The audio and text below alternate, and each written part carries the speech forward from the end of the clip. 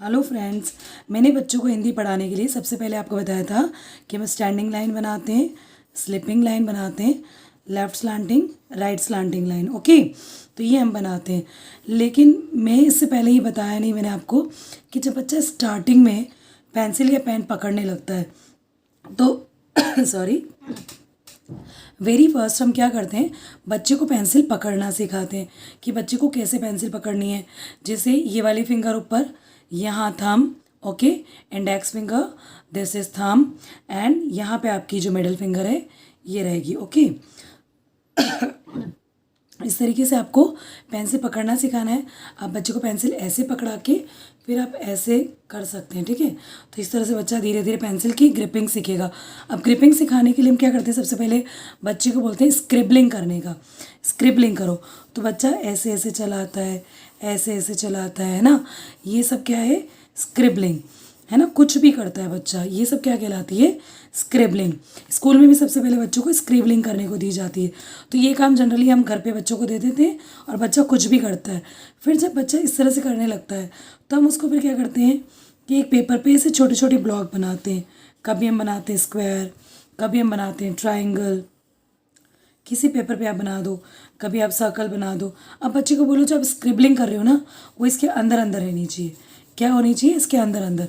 तो बच्चा इसके अंदर अंदर करेगा, ठीक है, ऐसे स्क्रिबलिंग करेगा कुछ भी, ठीक है। तो इससे बच्चे को पता चलेगा कि बाहर नहीं निकलना है, एक लिमिटेड एरिया में मुझे करना है। अब इसी तरह से आप धीरे धीरे बच्चों को कलर पकड़ा सकते हो कि बच्चा एक बॉक्स के अंदर क्या करे, कलर से करे, ठीक है। तो बच्चे को पता चलता है कैसे चलाना है। फिर बच्चे को आप धीरे धीरे बोलोगे कि एक ही रोटेशन आपको ये रखना है, फिर आपको ये रखना है, इस तरह से स्टैंडिंग। तो इस तरह से आप सिखाओगे, उसके बाद आप ये 4 स्टेप कर सकते हो। अब मैं आपको बताऊंगी कि इनके बाद में अगर हमको हिंदी करवानी है तो हिंदी में हम कौन से अक्षर जो है वो सिखाते हैं सबसे पहले। तो सबसे पहले मैंने आपको बताया कि ऐसे 3 डॉट्स बनाते हैं। हिंदी की आप 1 लाइन वाली ले सकते हैं जिससे आप बड़े अक्षर सिखाएं सबसे पहले। तो हिंदी की 1 लाइन में इस तरह से आपने बताया, मैंने आपको बताया था स्टैंडिंग, स्लीपिंग, स्लांटिंग, उसके बाद में कर्व्स बताए थे, है ना, स्टेप 2 में।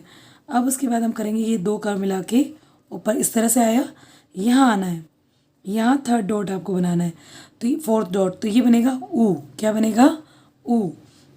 इसके बाद जो नेक्स्ट अक्षर हम लेते हैं वो हम लेते हैं अगेन 3 डॉट्स एंड ये 4 डॉट्स है, बड़ा ऊ जिसको आप बोलते हो, ऊ, जिसमें बनता है प्रेशर, ऊ, ऊ, ऊ। ओके, इसके बाद हम जब ऊ और ऊ की प्रैक्टिस करवा देते हैं फिर हम सिखाते हैं नेक्स्ट अक्षर अ।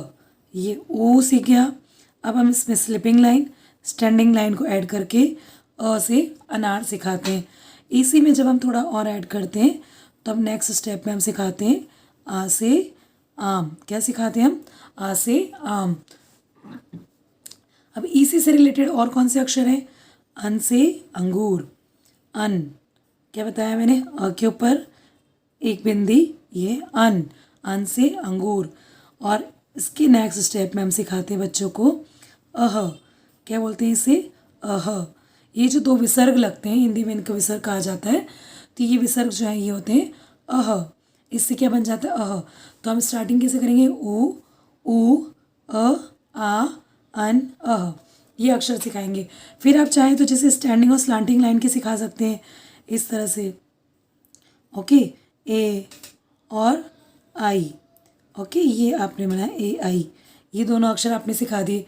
फिर आप सिखाएंगे कर्व वाले, है ना। इसी के आप आफ्टर में आप वो भी सिखा सकते ओ औ, ओ औ। पर अब इसके बाद आपने ये सिखा दिया तो आप कंटिन्यू भी सिखा सकते हैं। अब आप कोई भी अक्षर सिखा सकते हैं इसके बाद, कोई इशू नहीं है, बच्चे को इतना इशू नहीं रहेगा। अब इसी के बीच में अगर आप ए आई को बाद में सिखाना चाहें, है ना, इसको आप बाद में, बच्चे के कैचअप पे भी डिपेंड करता है, बच्चा कितना जल्दी कैचिंग पावर करता है, ये हम सिखा सकते हैं ओ। अगर उसी से रिलेटेड आप चलना चाहते हो तो एक मात्रा वाला ओ, ठीक है, ये ओ। और नेक्स्ट आ जाएगा आओ। तो इसी से रिलेटेड आपने कितने वर्ड से कितने अक्षर सिखा दिए, 1 2 3 4 5 6 7 8, एक जैसे आपने 8 अक्षर सिखा दिए, ठीक है। कंटिन्यूटी तो आपको ओरल प्रैक्टिस करवानी होगी, ठीक है। ए आई सिखा दिया, अब आप लास्ट में सिखा सकते हैं ई, कर्व से, standing line, left curve, right curve, then this not, okay, E. फिर आप बताएंगे बड़ी ई। ओके, तो ये थोड़ा सा टफ वाला जॉब पड़ता है, ठीक है। तो इस तरीके से इसको हम लास्ट में सिखाते हैं।